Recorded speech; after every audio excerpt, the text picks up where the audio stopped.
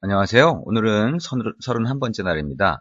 오늘부터는 데이터베이스에 대한 내용에 대해서 같이 진행을 해보도록 하겠습니다.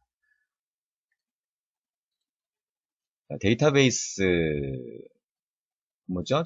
데이터베이스 알고 계신 분 굉장히 많이 있을 겁니다. 그죠? 보통 일반적으로 관경 데이터베이스라고 해서 오라클이라든가, 뭐 이런 많이 알고 있는 것도 있죠. MS SQL, SQL 서버, 이런 것도 있고, 여러 가지 데이터베이스가 있습니다. 그래서 이미 데이터베이스에 익숙하신 분들은 데이터베이스에 연결해서 예를 들면 뭐 SQL문을 이용해서 실렉트를 하거나 뭐 이런 것들에 대해서 아마 잘 알고 있을 거라고 생각이 됩니다. 자, 그거를 스마트폰에서도 이제 사용을 할 수가 있습니다. 스마트폰 안에 여러분이 일반적으로 알고 있는 관계형 데이터베이스가 들어가 있는 거죠. 그래서 그 안에 테이블을 만들고 거기다 데이터를 집어넣고 데이터를 조회하는 그런 것들이 가능하다. 그러면 안드로이드나 아이폰에서 그런 것들이 가능하다고 했는데, 그럼 안드로이드에서 과연 어떤 방법을 이용하면 데이터를 저장해 놨다가 필요할 때 갖다 쓸 수 있는지 그런 내용들이 나오게 됩니다. 그래서 이번 파트에서는 데이터베이스의 가장 기본적인 내용을 좀 알아볼 거고요. 그 다음에 몇 가지 개념들이 더 나옵니다. 헬퍼 클래스라든가 아니면 커서 어댑터라든가 뭐 이런 내용들이 나오는데요. 그걸 뒷부분에서 하게 될 겁니다. 그리고 마지막에 이제 그걸 응용해서 할 수 있는 한 가지 예를 같이 해보도록 할 겁니다. 자, 그래서 스마트폰에서의 데이터베이스가 뭔지, 자, 데이터베이스, 스마트폰이나 휴대전화에 들어가는 걸 인베디드 데이터베이스라고 하는데요. 어떤 특성을 갖고 있는지 간단하게만 얘기하고, 데이터베이스를 직접 처리하는 거를 같이 코드로 만들어 보도록 할 겁니다. 자, 그러면 데이터베이스에 대해서 잠깐 보겠습니다. 자, 모바일 데이터베이스. 일반적으로 오라클 같은 경우에는 굉장히 대용량 데이터베이스라고 하죠. 그래서 PC라든가 적어도 서버급에서 데이터를 데이터베이스에 저장해 놓고 그걸 필요한 PC에서 그 데이터베이스에서 연결해서 사용하는 그런 방식을 쓰게 됩니다. 그렇죠? 그러면 모바일 데이터베이스라고 하는 거는 대용량 데이터베이스처럼 굉장히 다양하게 많은 파일이라든가 데이터를 관리하는 거라기보다는 그 스마트폰이라든가 휴대전화는 하드웨어 리소스가 작잖아요. 그러니까 리소스가 적죠. 그러니까 CPU도 느리고 예전 같으면 그다음에 메모리도 적고 이런 한계를 많이 갖고 있습니다. 그래서 얼마나 효율적으로 데이터를 빠른 시간 내에 처리할 수 있느냐가 훨씬 더 중요한 정보가 되겠습니다. 그래서 안드로이드에서 사용하는 인베디드 데이터베이스는 SQLite라고 하는 걸 쓰게 되는데요. 오픈소스 되어 있는 겁니다. 그래서 PC에서도 돌릴 수 있고요. 그리고 안드로이드 스마트폰에서도 돌릴 수가 있습니다. 그래서 여기 보시면 이제 안드로이드에서 데이터를 저장하는 가장 대표적인 방법, 여러분이 Shared Preferences라고 하는 설정 정보를 이용해서 저장을 하는 거를 해보셨을 거고요. 그 다음에 파일을 이용해서 저장하는 방법도 있지만 대부분은 데이터베이스를 사용한다라고 생각을 하면 될 것 같아요. 일반적으로 여러분들이 앱을 만들면 어떤 앱이라고 하더라도 사용자가 어느 정도의 데이터를 입력하거나 만약에 환경 설정 같은 데서 데이터를 입력해 놓거나 이런 경우가 생기게 될 겁니다. 거의 대부분이 어떤 형태의 데이터건 저장을 하게 돼요. 그러면 여러분이 데이터베이스를 이용해서 저장을 할 수 있겠죠. 그러면 데이터베이스 이 부분은 여러분이 어떤 앱을 만들든지 간에 가장 기본적인 내용이 될 겁니다. 자, 책의 뒷부분에 나와 있긴 하지만 데이터베이스를 사용하는 가장 기본적인 방법은 여러분이 꼭 알아두셔야 됩니다. 자, 근데 어떤 내용을 알아둬야 되냐? 자, 데이터베이스를 쓰려고 그러면 데이터베이스를 처음에 만들어야 돼요. 그 다음에 데이터베이스라고 하는 건 일종의 저장 공간이라고 보시면 돼요. 그리고 그 안에 테이블, 원하는 개수의 테이블을 만들 수 있습니다. 한 개도 만들 수 있고, 두 개도 만들 수 있고, 이렇게 만들 수 있어요. 그러면 그 테이블을 만들고 나면 그 구조에 맞춰서 데이터를 넣어 두실 수가 있어요. 그게 이제 소위 레코드라고 하는 걸 추가하는 게 되는 거죠. 그 다음에 그러면 결국에는 저장 공간에 데이터가 다 들어가 있게 되는 거죠. 그러면 그 테이블을 예를 들면 조회를 할 수가 있습니다. 그렇죠? 자, 이런 모든 과정들이 일반적으로 관경 데이터베이스 같은 경우에 SQL문, 표준 SQL문을 이용해서 처리를 할 수가 있습니다. 자, 그게 이제 모바일 데이터베이스예요. 일반적인 데이터베이스하고 별로 차이가 없습니다. 모바일 데이터베이스라고 하는 것 또는 인베디드 데이터베이스라고 하는 거 성능을 좋게 만들어서 아주 작고 깔끔하게 만든 데이터베이스다. 뭐 이런 차이 정도가 있다라고 생각을 하시면 되겠습니다.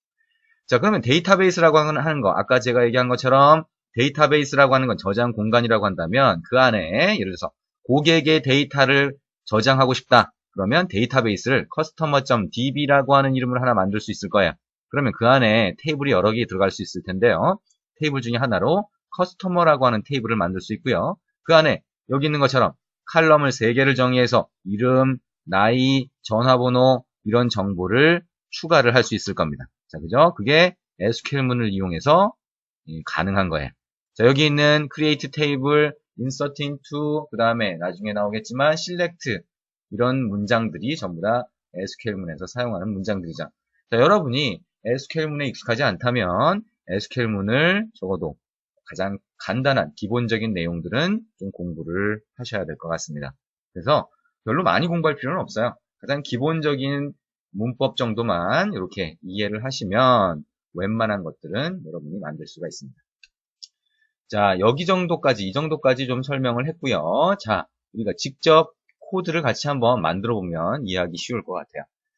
자, 이번 시간에는 에뮬레이터를 아이스크림 샌드위치 버전을 띄워놨어요. 4.0.3을 기준으로 해서 아이스크림 샌드위치 단말처럼 해서 에뮬레이터를 띄워놨습니다.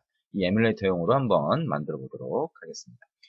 자, 새로운 프로젝트를 하나 만들어 보죠. 파일, 뉴, 딴 거, 또 가서 안드로이드 프로젝트 선택했어요. 넥스트. 그 다음에, 자, 우리가 my database 라고 해서 데이터베이스 애플리케이션을 하나 만들어 보겠습니다. 이 애플리케이션은, 이 프로젝트는 이 안에서 아까 우리가 봤던 데이터베이스라고 하는 저장 공간을 만들고 거기에 관계형 데이터베이스에 해당하는 테이블을 만들고 거기에 데이터를 집어넣고 데이터를 조회하는 이런 기능을 간단하게 한번 넣어 볼 겁니다.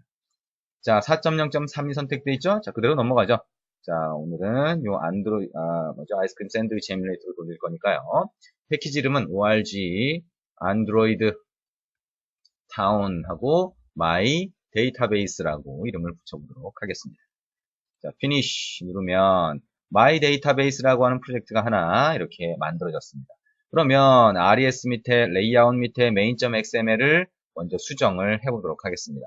자, 그러면 우리가 이 레이아웃을 어떤 버튼을 눌렀을 때 동작을 하게 하고 그 다음에 아래쪽에 텍스트 뷰를 전부 다 채워서 동작하고 있는 그 내용들을 한번 뿌려보려고 해요. 로그 같은 거를. 자, 그러면 우리가 이거를 어디서 해봤죠? 네트워킹 할 때 소켓을 하면서 해봤어요. 그죠? 그러면 우리가 만들어봤던 안드로이드 소켓 클라이언트라고 하는 데서 그 프로젝트에서 main.xml로 구성했던 이걸 그대로 카피해서 쓰면 빠르겠네요. 자, 여러분들이 뭐 필요하면 직접 한번 입력을 해보세요. 여기서는 한번 카피를 해서 사용을 해보겠습니다. 자, 그러면 이걸 그대로 카피했어요. 자, 위에 상단에 버튼이 하나가 있고요. 그 다음에 아래쪽에 텍스트 뷰가 하나 있습니다. 그렇죠? 그러면 이걸 복사를 했는데요. 자, 우리가 위에 버튼을 하나만 만드는 게 아니라 버튼을 여러 개 만들고 싶어요. 어떻게 만들고 싶냐면 첫 번째 버튼은 데이터베이스를 만드는 버튼으로 만들고 싶어요. 자, 그러면 버튼 01이라고 아이디를 주고요. 여기 마진값을 20이나 줬는데 이 마진값을 한 10 정도로 줘보도록 하겠습니다. 그 다음에 센터 허리젠털 뭐 이런 것들은 일단 빼놓고요. 자, 그리고 width 값을 가로의 크기를 지정을 한번 해볼게요. 자, 예를 들면 한 120dp 정도 지정을 해서 줘보도록 하겠습니다. 그래서 첫 번째 버튼은 여기서 데이터베이스를 만들 거예요. 자, db 데이터베이스 db 만들기 글자 수를 좀 줄이기 위해서 db라고 할게요. 자, 데이터베이스 만들기 또는 우리가 뭐 뒷부분에 하겠지만 어쨌든 데이터베이스를 만들고 나서 데이터베이스가 있으면 열기가 될 거예요. 자, 어쨌든 db 만들기 이렇게 버튼을 하나 만들었습니다. 그러면 이걸 그대로 복사해요. 그래서 두 번째 버튼을 만듭니다. 자, 버튼 02라고 하고요. 이거는 데이터베이스를 만들었으면 그 안에 다시 테이블을 만들어야 되겠죠. 그러면 테이블 만들기 두 번째 버튼은 이렇게 만들었습니다. 자, 하나 더 만들어 볼까요? 버튼을 하나 더 만들어 보겠습니다. 그 다음에 버튼 3. 그 다음에는 우리가 데이터를 넣어 보려고 해요. 자, 그러면 데이터 넣기 이렇게 붙여보겠습니다. 그 다음에 데이터를 넣었으면 이제 모든 구성이 다 끝났죠. 그죠? 데이터까지 저장을 했으니까 우리가 필요할 때 데이터를 조회할 수 있겠죠. 자, 그러면 데이터 조회라고 해서 이렇게 만들 수 있을 겁니다. 자, 그럼 4개의 버튼을 만들었어요. 4개의 버튼이니까 한 줄로 보여주긴 좀 힘들겠죠? 그래서 이거를 지금 버티컬로 했으니까 버튼이 세로 방향으로 해서 4개가 이렇게 추가가 되어 있을 텐데 그게 아니라 한 줄에 2개씩 해서 추가를 해볼 수 있을 겁니다. 어떻게 하죠? 리니어 레이아웃을 두 개의 버튼씩 감싸면 되겠죠. 자, 이걸 그대로 복사했습니다. XML namespace라고 하는 거 한 번만 들어가면 되니까 여기서는 삭제를 해주고요. 자, 이렇게 인덴테이션을 하고, 자, 리니어 레이아웃 여기 있으니까 두 개 버튼을 감싸주게. 여기서 슬래시 해주면 리니어 레이아웃이 버튼 두 개를 감싸게 되겠네요. 이걸 또 인덴트를 해주겠습니다. 자, 그리고 이 버튼 두 개를 버티컬이 아니라 가로축으로 펌해야 되잖아요. 그죠? 가로 방향으로 배치를 해야 되니까 호리젠틀이라고 하는 방향을 이 안에는 주도록 하겠습니다. 그리고 하이트 값은 랩 컨텐트로 해야 한 줄로 표시가 되겠죠. 그렇죠? 이렇게 한번 바꿔봤네요. 자, 그러면 여기에 있는 리니어 레이아웃이라고 하는 거를 그대로 이 밑에 있는 두 개 버튼에도 사용해서 감싸주면 어떻게 돼요? 네, 아래쪽이 또 두 개의 버튼을 이용한 한 줄이 생성이 될 겁니다. 그렇죠? 아랫줄이 두 개의 버튼으로 구성이 될 겁니다.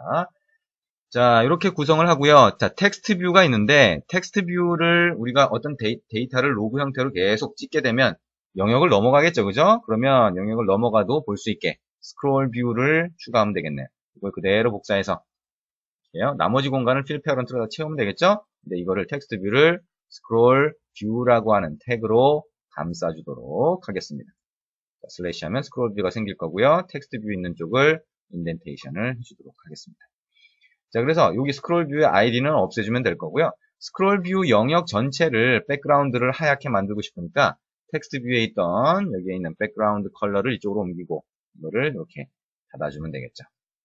자, 그러면 텍스트 뷰에는 16dp 이렇게 들어가는데요. 이걸 조금 더 작게 한번 해볼게요. 14dp 정도로 하고 글자는 지금 까만색으로 표시가 되죠. 자, 그러면 텍스트 뷰는 텍스트 01로 되어 있고요. 버튼은 하나, 둘, 셋, 네 개가 추가돼서 전부 다 버튼 01, 02 이렇게 추가가 돼 있다라고 생각을 하시면 되겠네요. 자, 아마 실행을 안 시켜도 여러분이 아실 거고요. 어쨌든 여기에 있는 리니어 레이아웃이 그러면 그 각각의 줄에서 가운데로 가게 하고 싶다라고 하면 어떻게 해야 돼요? 리니어 레이아웃에 이 버튼 두 개를 감싸고 있는 리니어 레이아웃을 어떻게 하나요? 랩 컨텐트로 만든 다음에 이거를 어떻게 해요? 안드로이드 땡땡 해서 레이아웃 그래비티라고 하는 걸로 해서 얘를 센터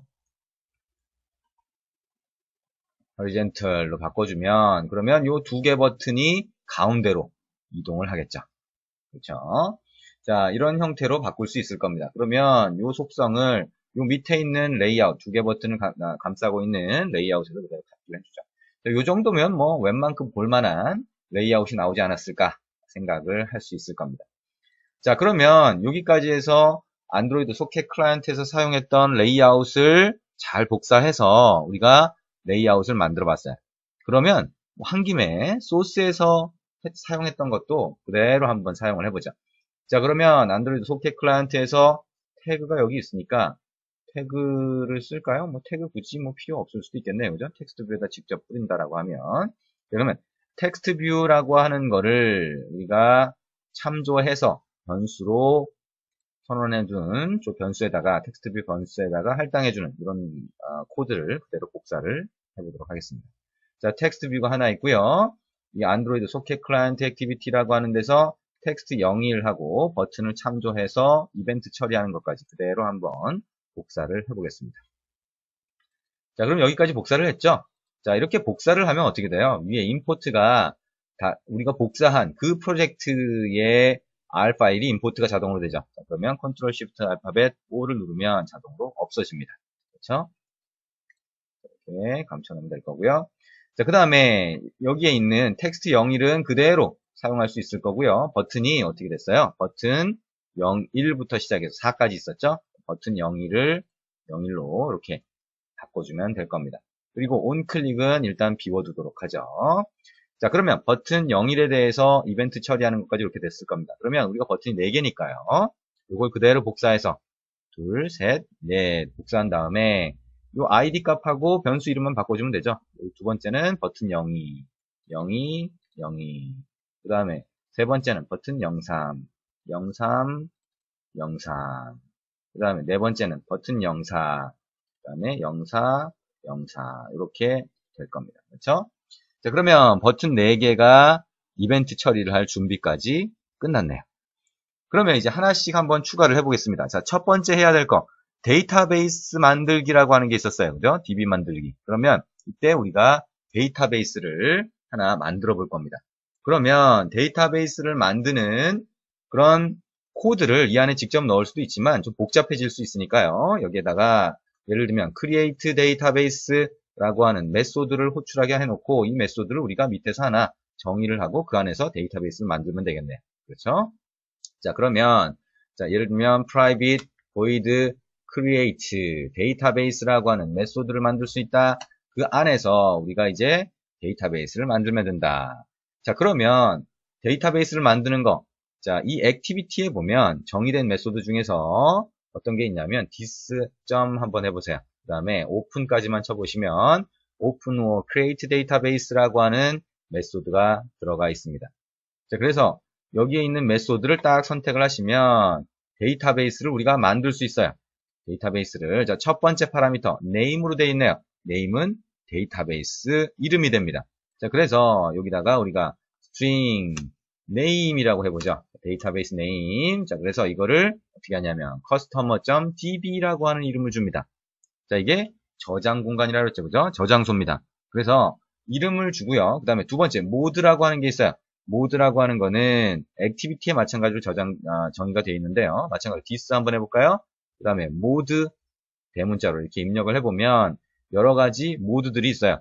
그 중에 월드 라이터블이라고 하는 게 있습니다. 자, 이거를 사용을 해볼게요. 자, 그러면 이게 데이터베이스를 이 애플리케이션에서는 어디서든 라이터블 권한으로 접근할 수 있다라고 하는 얘기가 돼요. 마지막에 팩토리라고 하는 게 있는데 이거는 일단 null이라고 하는 값을 그냥 넘겨줘 보도록 하겠습니다. 그러면 이 메소드가 어떤 역할을 하냐 하면 데이터베이스라고 하는 저장 공간을 하나 만드는 거예요. 데이터베이스를 만드는 건데 저장 공간을 하나 만드는 거하고 같은 거죠. 그 다음에 리턴을 해주는 게 뭐예요? SQLite 데이터베이스라고 하는 객체를 리턴해 줍니다. 아하, 그렇군요. 자, SQLite 데이터베이스라고 하는 객체를 리턴해 줍니다. 자, 이거를 데이터베이스라고 하는 이름으로 봤죠. 디스 점은 없어져도 상관이 없습니다. 그죠? 자, 그러면 SQLite 데이터베이스 빨간 줄이가 있네요. 그러면 Ctrl Shift 알파벳 O를 눌러주면 됩니다. 자, 그러면 우리가 지금 Open or Create Database라고 했을 때 이게 데이터베이스라고 하는 저장 공간이 만들어진 겁니다. 그러면 우리가 로그처럼 한번 찍어보자. 어떻게? 텍스트 01이 있었는데 거기다가 append라고 해서 찍어볼 거예요. 어떻게? 데이터베이스가 만들어졌어요. 라고 한번 찍어보도록 하겠습니다. 자, 그리고 데이터베이스가 만들어졌어요. 그 다음에 데이터베이스 이름을 한번 찍어볼까요? 여기 이름이 뭔지 이렇게 찍어볼 수 있겠죠. 마지막에는 다음 줄로 넘기기 위해서 \n을 입력을 합니다. 자, 데이터베이스가 만들어졌어요 라고 하는 게 하나 글자로 텍스트뷰에 찍히면 요 위에 있는 게 큰 문제 없이 실행이 됐겠다라고 생각을 할 수가 있을 겁니다. 그렇죠? 근데 만약에 이게 뭐 문제가 있다라고 하면 익셉션이 발생할 수도 있으니까요. try catch로 여러분이 감싸줘서 필요한 익셉션을 처리할 수도 있겠죠. 어쨌든 여기까지 만들었어요. 지금 한 줄 입력한 겁니다. 그죠? 자, 그러면 우리가 첫 번째 버튼을 눌렀을 때 이 역할을 하겠네요. 한번 실행을 해볼까요? 어떻게 실행이 되나? Ctrl F11 해서 실행을 먼저 해보도록 하겠습니다.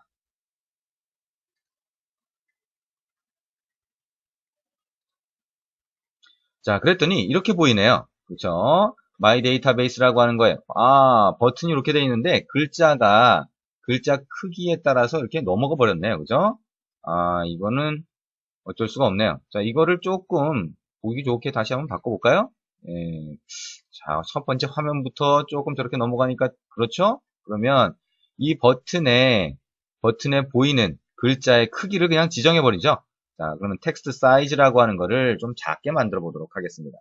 자, 이거를 버튼의 텍스트 사이즈를 어느 정도로 할까요? 한 12dp로 만들면 들어갈까요?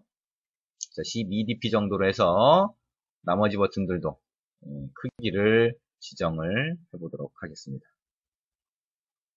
자, 이 정도면 충분히 들어갈까요? 자, 저장하고 다시 한번 실행을 해보도록 하겠습니다. 자, 보기 좋은 떡이 맛도 좋다, 뭐 이런 건가요? 네. 보기 좋게 레이아웃을 좀 바꿔봤습니다. 아하, 그러니까 제대로 들어갔네. 근데 이거는 이렇게 중간으로 갔는데, 그죠? 버튼이 이렇게 두 개가 이렇게 딱 있는데 정중앙으로 갔죠? 이거는 왜 안 갔죠? 뭔가 아까 속성을 빠뜨렸나 봅니다. 자, 다시 가서 보니까, 여기에 레이아웃 그래비티라고 해서 했는데, 여기에 width를 랩 컨텐트로 안 하고 필 페런트 그대로 놔뒀네요. 그죠? 자, 아까 위에 거는 랩 컨텐트로 바꿨는데, 여기는 안 바꿨으니까 얘가 필 페런트 전체가 채워진 상태니까 가운데로 옮길 만한 여유 공간이 없죠. 자, 이런 부분 다 이해하시죠? UI 부분에서 우리가 레이아웃 할 때 다 얘기를 했던 부분입니다. 자, 이렇게 실행을 하면 어쨌거나 얘가 가운데로 갔겠죠. 그죠? 그러면 그 중에 첫 번째 버튼에 이벤트 처리를 해놨어요. 자, DB 만들기 버튼 눌러볼까요? 아하, 바로 나왔네요. 데이터베이스가 만들어졌어요. 커스터머 DB라고 하는 이름으로 만들어졌다고 로그를 찍었습니다. 자, 그러면 여러분이 이제 DDMS 창으로 한번 가보세요. DDMS 창으로 오른쪽 위에 DDMS 버튼 누르면 DDMS 창으로 가고요.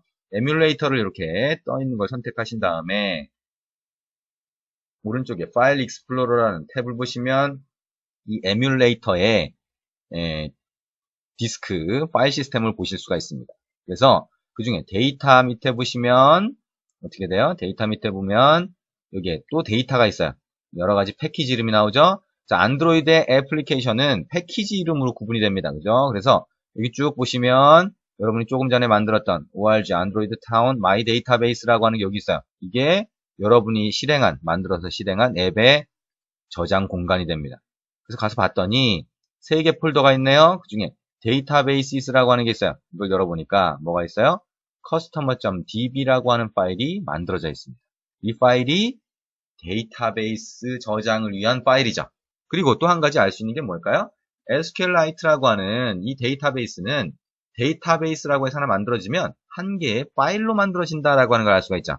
자, 그래서 여러분이 만약에 이 파일을 선택하신 다음에 오른쪽 위에 있는 이 버튼을 누르면 PC로 복사를 할 수도 있어요. 그래서 PC로 복사를 한 다음에 여러분이 이 파일을 PC에서 열어볼 수 있어요. SQLite의 매니저 프로그램 같은 게 있어서 그 매니저 프로그램을 이용해서 이 파일을 열어보면 데이터베이스 테이블 구조를 그대로 다 볼 수가 있습니다. 필요하면 데이터도 입력할 수 있고요. 자, 이게 안드로이드에서 사용할 수 있는 데이터베이스입니다. 자, 그러면 이게 처음에 이제 데이터베이스라고 하는 저장 공간을 만든 거잖아요. 그죠? 자, 그러면 저장 공간을 만들었으니까 이제 두 번째 단계를 해보자. 자, 두 번째 버튼은 뭐예요? 테이블 만들기였습니다. 그죠? 그러면 여기도 마찬가지로 create table이라고 하는 메소드를 정의하고 이걸 여기서 호출을 하도록 하겠습니다. 자, 이제 만들어 보죠.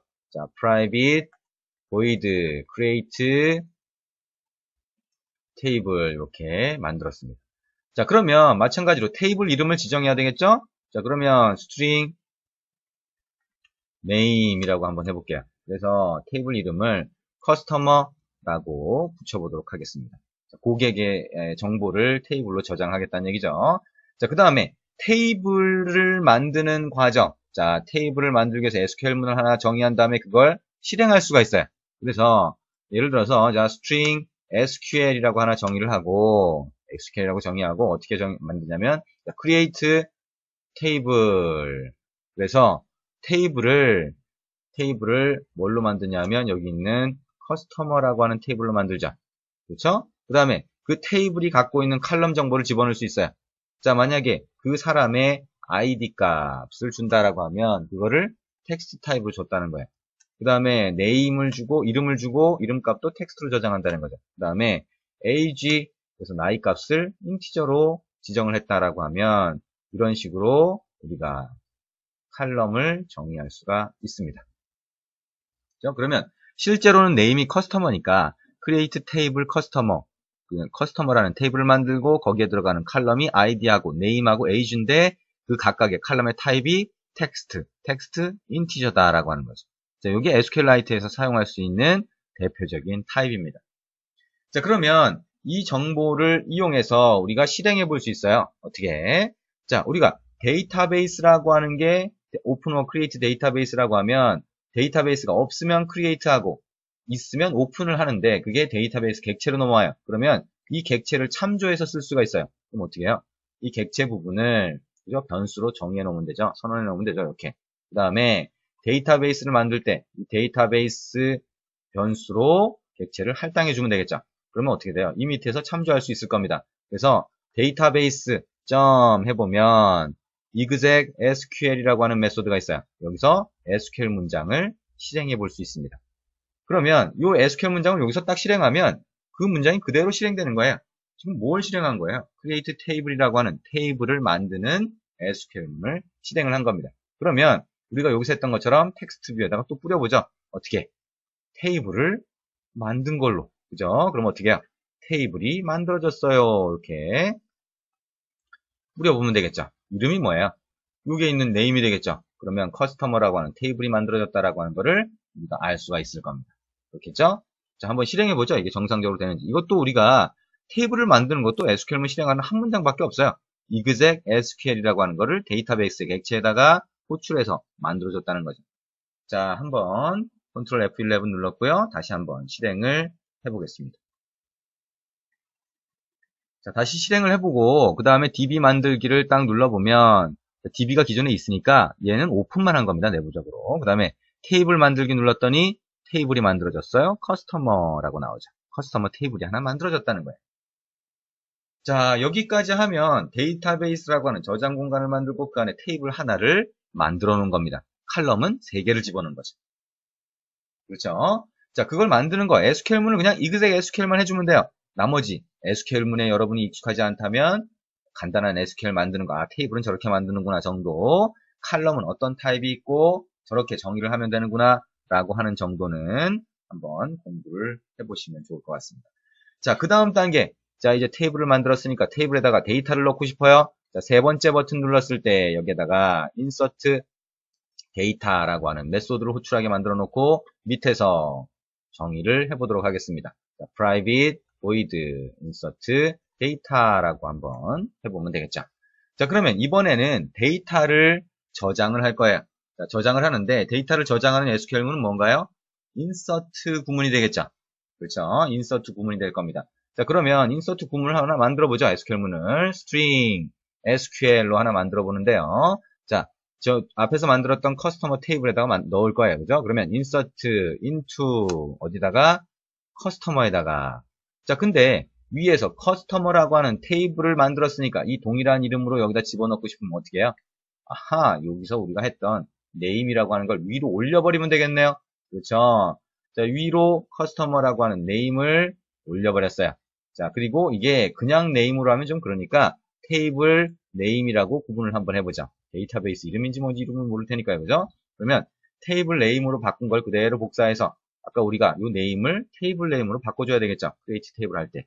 그렇죠? 그 다음에 insert into를 할 때 대상이 되는 테이블을 여기 지정하게 돼 있어요. insert into 어느 테이블에다가 자 위에 정의한 테이블 name이라는 변수를 집어넣어 주면 되겠죠. 걔가 커스터머가 될 거예요. 그렇죠? 그 다음에 이걸 플러스를 또 붙여줘요. 그 다음에 어떤 칼럼에다 집어넣을 거냐? 아까 우리가 id하고 name하고 age를 만들었잖아요. 그래서 그 칼럼으로 집어넣는다. 값을 어떻게 넣을 거냐? values로 넣죠. 자, 그래서 첫 번째 텍스트 값이니까 자, 그냥 따옴표, 작은 따옴표 하나를 이렇게 붙이죠. 양쪽에다가. 그래서 그 다음에 뭘 넣어요? id 값 하나 넣어보죠. 어떻게? 100이라고 하는 값을 하나 넣어볼게요. 그 다음에 이름이래요.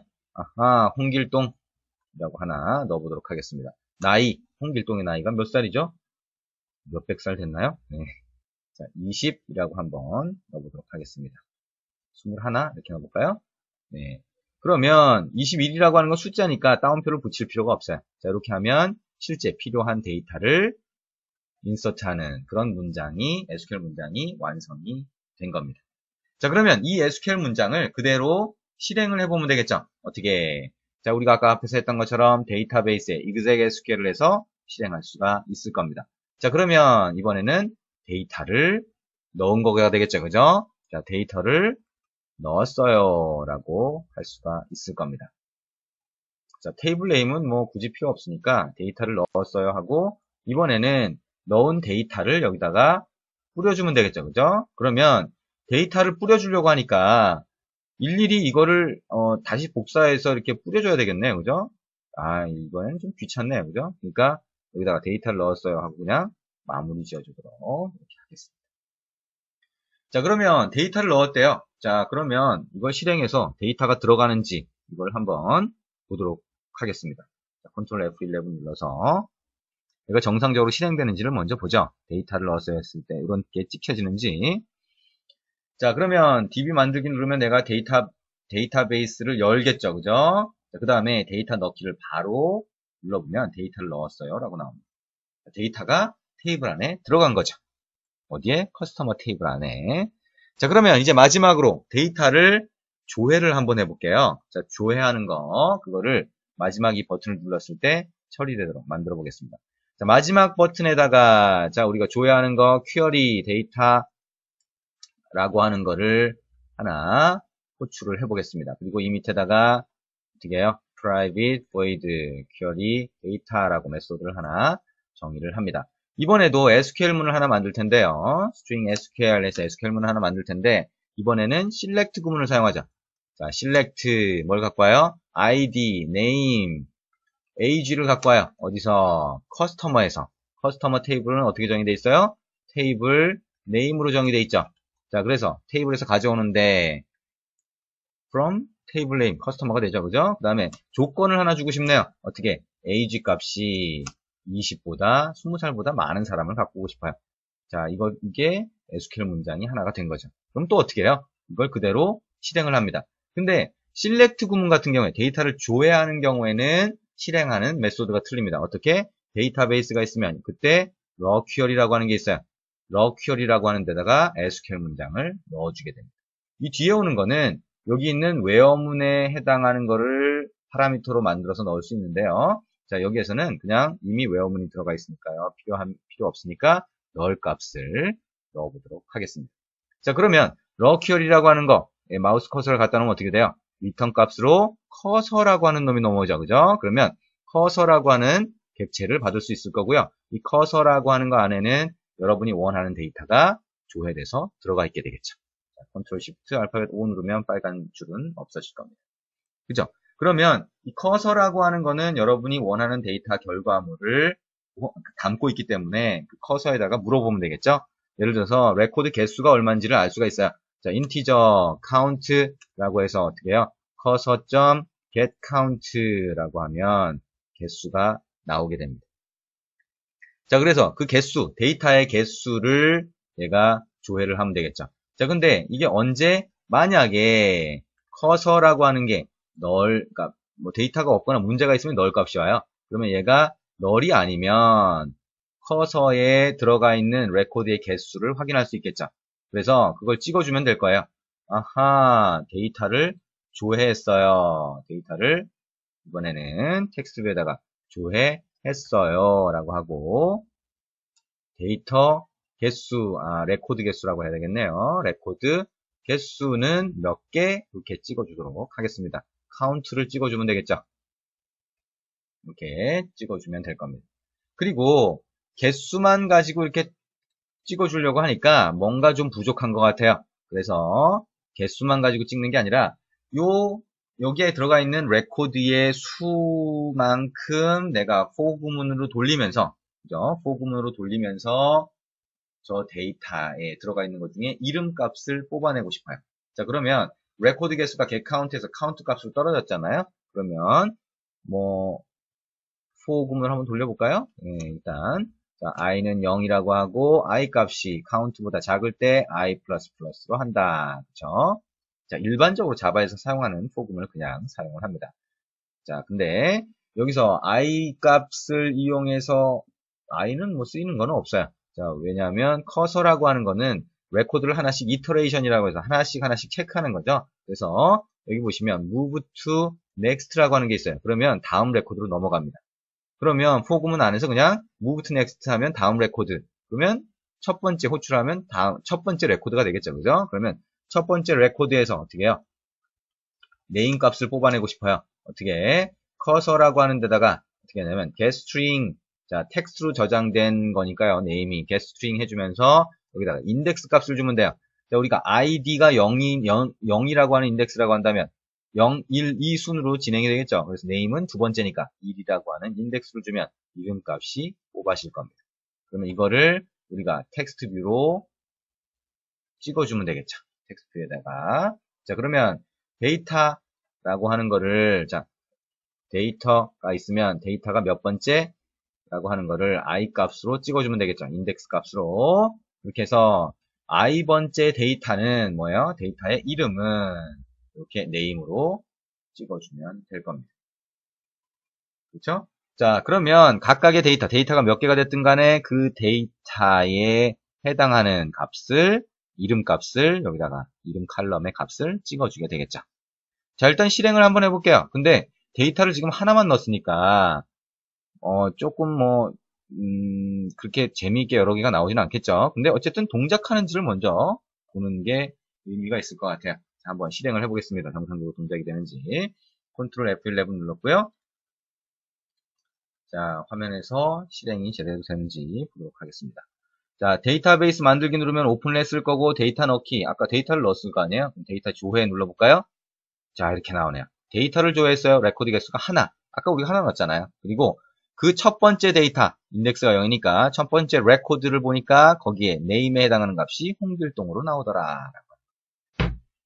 자, 여기까지 하면 여러분이 데이터베이스를 만들고 그 안에 테이블을 하나 추가하고, 그죠? 만들고 그 안에 그 테이블에 데이터를 넣고 그 다음에 데이터를 조회하는 것까지 해봤습니다. 자, 데이터베이스를 내가 처리하고 싶을 때 가장 기본이 되는 내용들이에요. 그거를 여러분이 하나씩 다 해본 겁니다. 그렇죠? 자, 지금까지 한 내용들, 데이터베이스를 SQL문을 이용해서 우리가 테이블을 만들거나 아니면 데이터를 집어넣거나 나중에 필요하면 인덱스를 만들거나 테이블을 바꾸거나 테이블의 칼럼 정보를 바꾸거나 이런 것들을 다 할 수 있어요. 뭘로? 내가 오픈어 크리에이트 데이터베이스로 해서 데이터베이스 객체를 만들면 거기에 execSQL이라고 하는 메소드가 있어서 이걸 이용해서 SQL문을 실행하면 좀 전에 얘기했던 테이블을 만들건 데이터를 집어넣건 이런 레코드를 집어넣건 이런 것들이 다 가능하다는 거죠. 그리고 그 중에 select라고 하는 걸 이용해서 데이터를 조회하는 것만 어떻게 해요? raw query를 사용한다라고 하는 걸 생각하면 됩니다. 그리고 raw query를 이용하면 그 결과값이 커서라고 하는 거에 들어가고 이거는 기존에 표준 자바를 공부를 하셨다면 result set하고 같아요. JDBC라고 하는 걸 이용해서 데이터베이스에서 조회를 했을 때 result set으로 나오잖아요. 그죠? 그것처럼 커서라고 하는 게 결과값을 가지고 있다. 그 결과값을 하나씩 뽑아내서 필요한 작업을 여러분이 하면 되겠죠. 그죠? 이걸 만약에 리스트 뷰로 보여주고 싶다. 여기서 조작한 데이터를 리스트 뷰를 위한 어댑터에 넣어주고 어댑터에서 get 뷰에서 이 데이터를 설정해서 각각의 아이템을 위한 뷰를 리턴하면 이 데이터가 그대로 리스트 뷰로 보이는 거죠. 그렇겠죠? 자, 이게 데이터베이스의 가장 기본적인 내용입니다. 자, 여러분이 여기서 만든 이런 코드를 이용해서 실제 사용을 하려고 그러면 만약에 여기서 보시는 것처럼 자, 테이블이 이미 만들어져 있는데 테이블 만들기를 또 누르면 어떻게 돼요? 죽어버리죠. 그렇죠? stoped라고 나옵니다. 자, 왜 죽을까요? 예외 처리가 안 되어 있기 때문이죠. 자, 테이블이 기존에 있는데 테이블을 또 만들려고 하기 때문에 우리가 drop table이라고 해서 테이블을 없애주지 않는 이상 이렇게 문제가 생기게 됩니다. 그럼 어떻게 돼요? 이거를 try catch로 이렇게 막아줄 수 있을 거예요. 자, try 그 다음에 이거를 catch 아니면 exception이라고 해서 예외 상황이 발생했을 때 그 예외 상황을 찍어줄 수 있겠죠. 어떻게? 텍스트 뷰에다가. 그렇죠? 그거를 ex 해서 print stack trace로 그 exception을 그 로그로 찍어볼 수도 있고요. 여기다가 테이블을 만들 때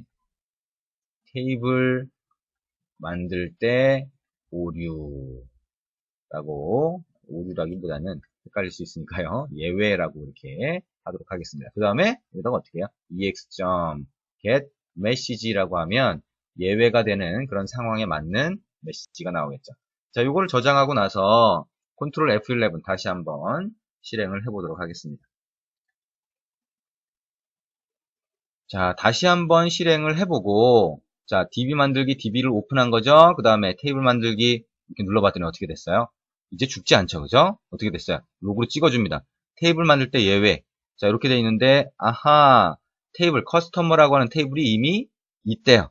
만들어져 있으니까 못 만든다는 메시지만 이렇게 뿌려지고 나머지 테이블이 만들어졌어요. 이게 나오죠. 테이블? 예외가 생겼는데. 자, 그러면 우리가 여기 있는 텍스트 메시지, 테이블이 만들어졌어요를 이 안으로 보내면 되겠죠. 자, 그러면 예외가 생기면 그냥 에러 메시지를 띄우고요.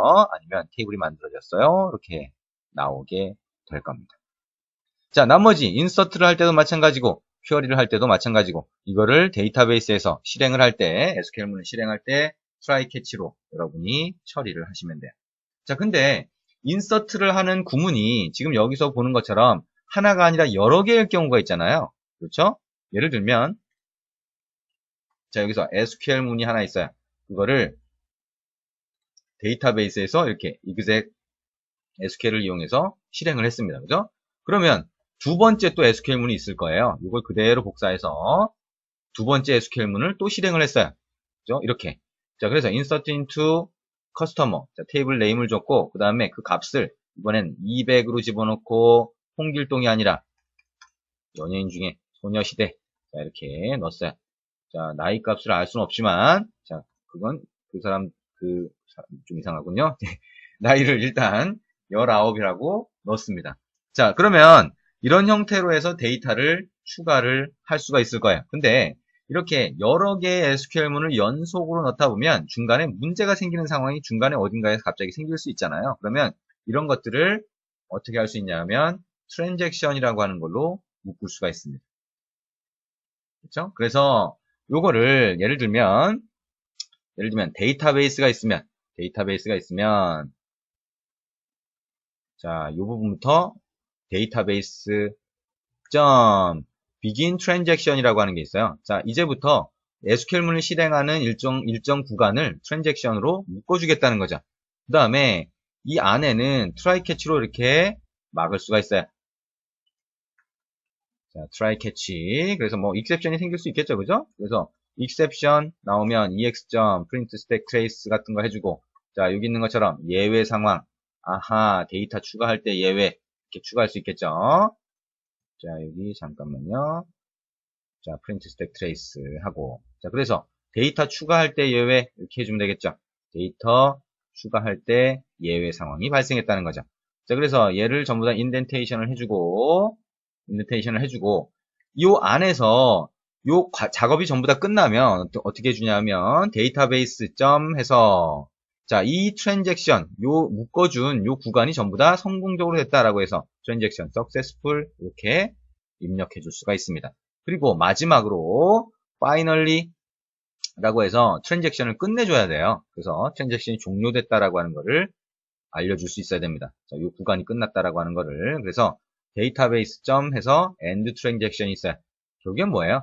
트랜잭션이라고 하는 거. 좀 전에 얘기했던 것처럼 SQL문을 실행하거나 이렇게 했을 때 이 구간을 묶어준 겁니다. 왜? 중간에 에러가 나면 이걸 다시 롤백이라고 해서 원복을 시켜줄 수가 있는 거죠. 원상복구를 해줄 수 있습니다. 그래서 여기서 시작하는 구간을 얘기해주고 끝나는 구간을 얘기를 해줍니다. 그리고 요 어떤 작업이 끝나면 성공적으로 끝났어요 라고 하는 걸 알려줄 수가 있겠죠. 자, 이런 식으로 트랜잭션이라고 하는 걸로 묶어줄 수 있습니다. 자, 이거를 이런 식으로도 처리할 수 있구나. 그죠? 컨트롤 F11 눌러서 한번 다시 실행을 해보도록 하겠습니다. 자, 그러면 이제 DB 만들기. 만드는 게 아니라 이제 오픈이 됐고요. 탭을 만들기. 기존에 있대요. 데이터 넣기. 데이터를 넣었어요. 이렇게 나오네요. 그죠? 우리가 요 마지막에 로그를 찍게 해놨으니까 데이터를 넣었어요. 이렇게 나오네요. 그죠? 예, 요 과정이 문제없이 딱 갖고 익셉션이 생기지 않았다는 얘기가 되겠죠? 자, 그 다음에 마지막에 데이터 조회를 하면 레코드 개수가 2개가 나오네요. 그렇죠? 자, 우리가 where 조건에서 20 이상, 나이가 20 이상인 사람을 뽑았는데 이게 2번 입력이 됐으니까 홍길동이 2번 나오겠죠. 그렇죠?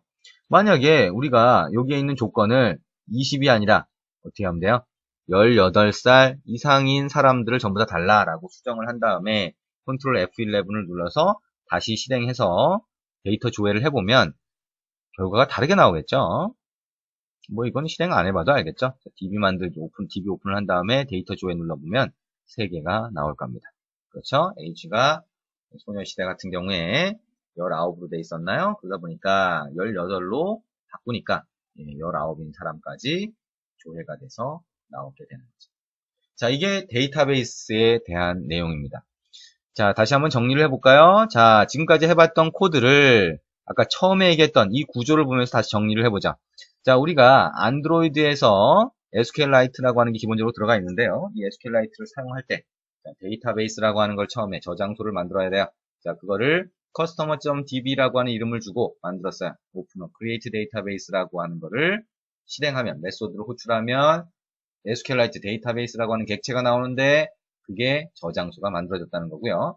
그 안에 테이블을 만들고 싶어요. 그러면 create table 어쩌고 저쩌고 해서 SQL문을 만든 다음에 exec SQL로 실행해 줬습니다. 그죠? 그 다음에 데이터를 넣고 싶어요. insert into 이렇게 해서 마찬가지로 exec SQL로 실행을 해줬습니다. 자, 그리고 데이터 조회를 해요. 어떻게? raw query를 이용해서 커서 값을 받아서 처리를 했습니다.